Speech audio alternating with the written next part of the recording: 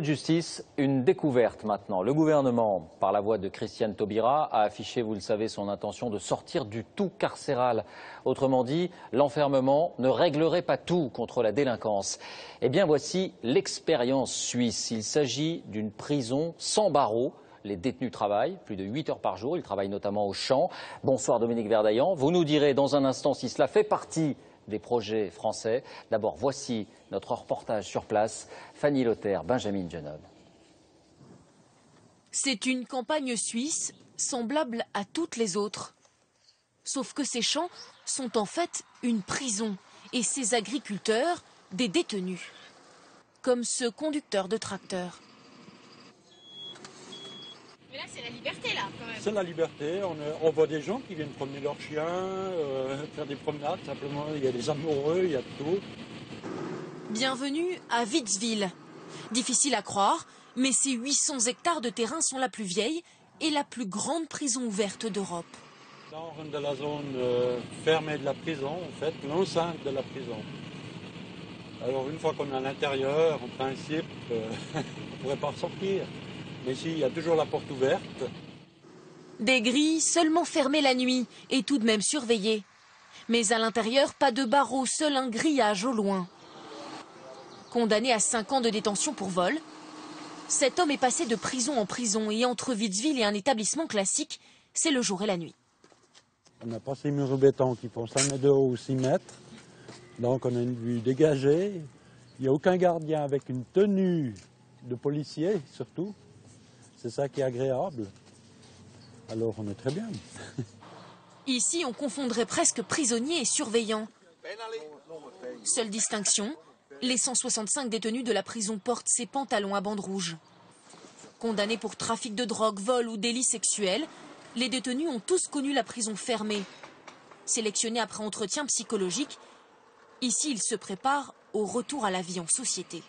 On travaille avec les vaches, avec les chevaux, mais on fait aussi de cuir, on a une charcuterie, on a une boulangerie, on a un magasin, on a tous. C'est un petit village. À ceux qui taxent Witzwil d'oasis de liberté pour délinquants, le directeur répond que cela reste une vraie prison. En dehors des horaires stricts de travail, ils sont libres, mais interdiction de sortir de l'enceinte. C'est absolument pas un paradis. Vous voyez, là, on travaille très dur et on travaille 8h30 par jour. On travaille des fois 7 jours. Donc, c'est pas les vacances, c'est pas la liberté. Pas du tout. Contrôle total. Dans cette prison ouverte, on croit à la réinsertion par le travail. Tous ici sont rémunérés. Ce jeune homme condamné pour vol il y a 1 an est apprenti électricien. Ici, tu vois, il faudrait les changer et démonter le cadre. Pour l'aider, Claude Sautebin. L'homme n'est pas vraiment gardien de prison de formation, mais électricien. Son rôle, enseigner plutôt que surveiller. Ici, si vous voulez, on prépare les gens à retourner à la vie libre. Donc ça ne sert à rien de les enfermer pendant 6 mois, pendant 23 heures, et puis après 6 mois d'ouvrir la cage, et puis ils sortent. C'est beaucoup plus dangereux que si on fait étape par étape, qu'on les prépare à se préparer justement à cette vie qui un jour sera différente. Le détenu travaille ici pendant plusieurs heures sans surveillance, au milieu des tournevis, des scies et des perceuses. Alors avec un tel kit d'évasion, la tentation n'est-elle pas grande? Non, le risque est trop grand. C'est vrai qu'on a accès à des outils dangereux, mais c'est contrôlé. Les outils sont enfermés après le travail. Non, vraiment, ce serait trop risqué.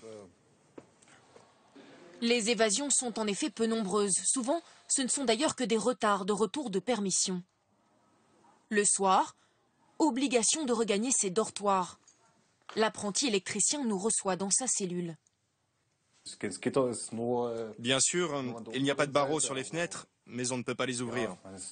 C'est quand même petit, les toilettes sont petites. Ça n'est pas vraiment une chambre d'hôtel de luxe. À 21h, les cellules sont fermées. Pour lui, c'est sa dernière nuit. Demain, il sera libre, vraiment libre. Bonne nuit. Dans la région, la prison ne fait plus débat. On la voit plutôt comme une entreprise qui crée des emplois. Elle a même sa propre boutique à l'entrée. Les produits de la ferme génèrent 10 millions d'euros de revenus, la moitié du budget de la prison. Et ici, le Made in Witzwil a du succès. Je voudrais juste un beignet, s'il vous plaît. Pour ses voisins, peu importe que le caissier soit un repris de justice. Il est tellement gentil. On le connaît maintenant et ils ont des des bonnes choses. Vous savez par exemple ce que monsieur a fait pour être en prison? J'ai jamais demandé, ça m'intéresse pas. Witzwil rassure aussi par ses résultats. Ici, 1 détenu sur 3 récidive contre plus de 1 sur 2 dans une prison fermée. Notre apprenti ne veut surtout pas gonfler les statistiques. Il est désormais libre. Un logement et une place d'électricien l'attendent. Voilà pour ce constat. Alors, s'agit-il d'un des modèles qui peut inspirer la garde des Sceaux, Christiane Taubira? Bonsoir Dominique Verdeillan. Vous vouliez d'abord nous donner 3 chiffres. Bien oui, tout simplement parce qu'en Suisse, 10% des détenus sont en prison ouverte. On monte à 34% au Danemark, sauf qu'on dégringole à 0,4% en France. Il y a un seul établissement, il est en Corse, avec une différence notoire par rapport au modèle suisse qu'on vient de voir. Il s'agit de délinquants sexuels et de condamnés en fin de peine. Alors, est-ce que ça peut changer? Est-ce que ce genre de dispositif peut ou va voir le jour en France? Écoutez, est-ce que ce reportage ne vous rappelle pas un projet, David, celui de Pierre Botton, vous savez, l'ancien homme d'affaires lyonnais, lui-même incarcéré pendant 20 mois. Depuis mai 2011, il essaye d'imposer ce qu'il appelle les prisons du cœur.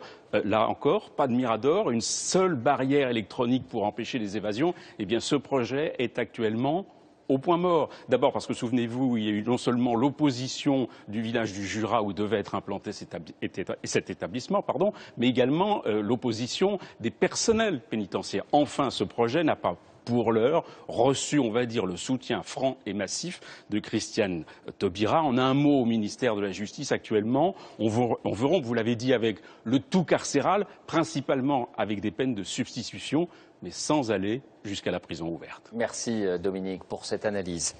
Il est 20h25, restez avec nous.